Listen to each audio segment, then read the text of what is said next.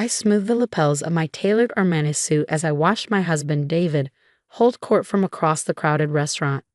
His legal colleagues hung on his every word, nodding appreciatively at his self-congratulatory anecdotes about his latest courtroom victory. The private dining room at Bellini's, his favorite restaurant, buzzed with the particular energy of legal professionals celebrating a win, a mixture of relief, vindication, and the collective release of weeks of tension.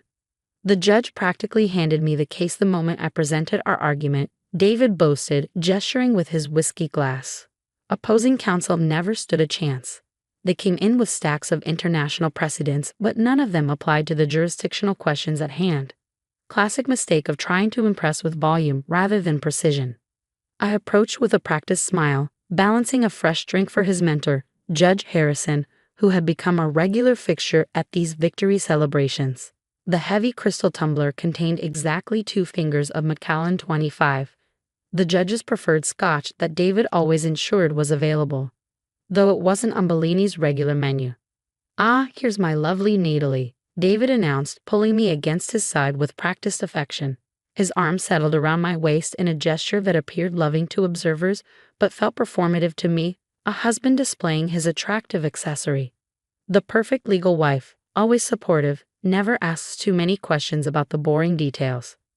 Judge Harrison accepted his drink with a perfunctory nod in my direction, his eyes never quite meeting mine despite our having been introduced at least 20 times over the past 7 years.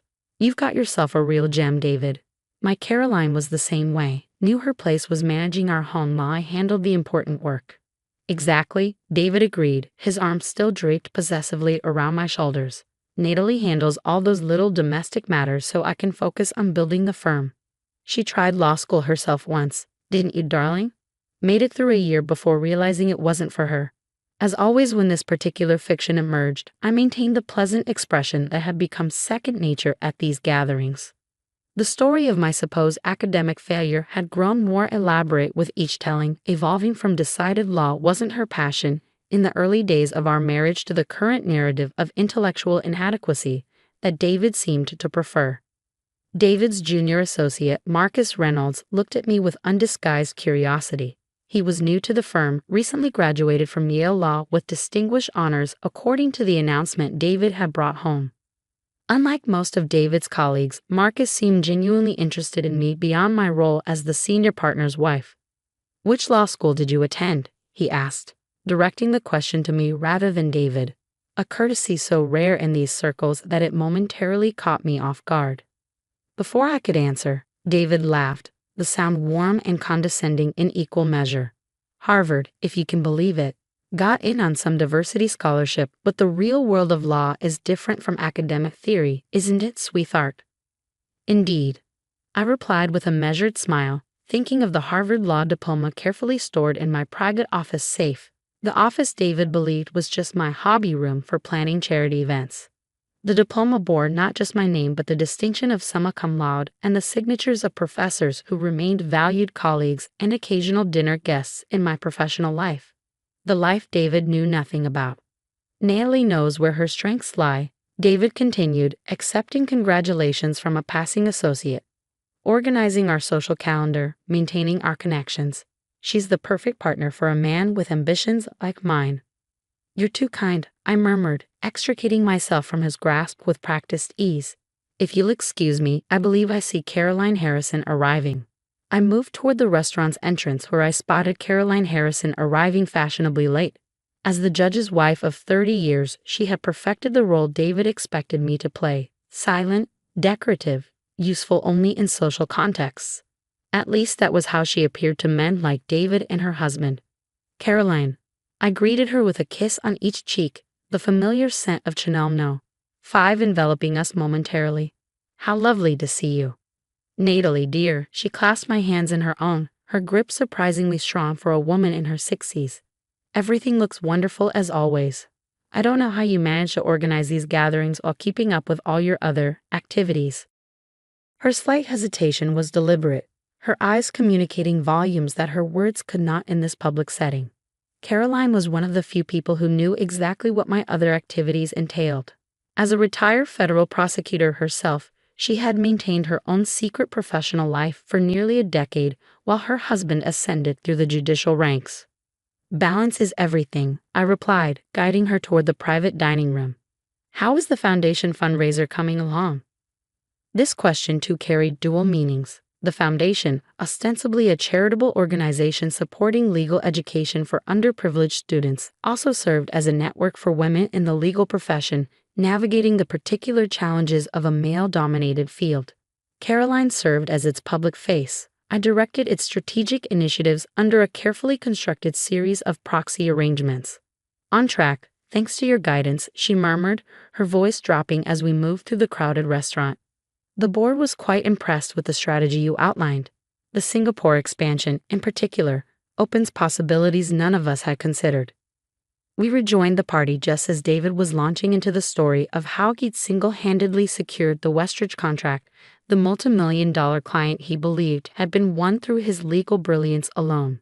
I accepted a glass of champagne from a passing server, sipping it slowly as I watched David's performance, noting how he emphasized certain details while strategically omitting others. What David didn't know, what he had never bothered to discover, was that Westridge International had been my client for years before they approached his firm. As special counsel to their board, I had personally recommended they consider David's firm for their domestic litigation needs, a recommendation made with careful calculation and perfect timing. The Westridge General Counsel practically begged us to take them on, David was saying, his voice carrying that particular timbre it acquired when he was stretching the truth. Said they'd been watching our work on the Caldwell case and were impressed by our approach to jurisdictional challenges. This much was actually true, though incomplete. Westridge had indeed been following the Caldwell case on my specific recommendation. As their international counsel, I had suggested they observe how David's firm handled certain aspects of domestic litigation that would become relevant to their planned expansion into American markets. The evening progressed predictably. David drank too much, boasted too loudly, and continued to introduce me as his supportive wife to newer associates who didn't yet know our story, the version he had constructed and come to believe himself. I circulated through the gathering, maintaining the delicate social connections that David believed were my primary contribution to his career. Mrs. Harrington, Marcus approached me during a rare moment alone near the dessert table. I wanted to apologize if I caused any discomfort with my question earlier, about Harvard. I studied him carefully, noting the sincerity in his expression that seemed at odds with the calculated ambition typical of David's associates. No apology necessary, Mr. Reynolds. Curiosity is a valuable trait in an attorney. Marcus, please, he offered, selecting a miniature tiramisu from the elaborately arranged display. May I ask what area of law interested you during your time at Harvard? Before you, he trailed off, clearly uncomfortable with repeating David's narrative of my academic failure. The directness of his question presented an interesting choice. For 7 years, I had maintained the fiction David had created, never directly confirming his assumptions, but never correcting them either. Engaging with Marcus's question would require either perpetuating the lie or offering a glimpse of the truth, a glimpse that could potentially complicate the careful separation I maintained between my dual lives. Before I could decide, David appeared at my side, his hand settling heavily on my shoulder. Trying to get legal advice from my wife, Marcus? I'm afraid she'll be the first to tell you she's more comfortable discussing art galleries than legal statutes these days. Not at all, Marcus replied smoothly, though I noted a flicker of something, perhaps disappointment, crossed his features. We were discussing the dessert selection. Mrs. Harrington has excellent taste. That she does, David agreed, his tone suggesting a double entendre that made me inwardly cringe. It's why she chose me, after all. Later that night, as David slept soundly in our bedroom, I sat in my private office reviewing documents for tomorrow's meeting. The room, unlike the rest of our penthouse apartment, reflected my actual aesthetic rather than the carefully curated image maintained for David's benefit. Modern, minimalist furniture surrounded a desk crafted from glass and steel. The walls held my actual academic credentials, framed but displayed only in this private space, alongside abstract art pieces selected for their significance rather than their decorative value. On my desk sat 3 phones, my personal device that David knew about, my primary business phone, and a secure line used exclusively for my most confidential work. The latter buzzed with a text from Mariana Vega, my chief strategic officer. Supreme Court brief finalized. Ready for your final review before morning filing.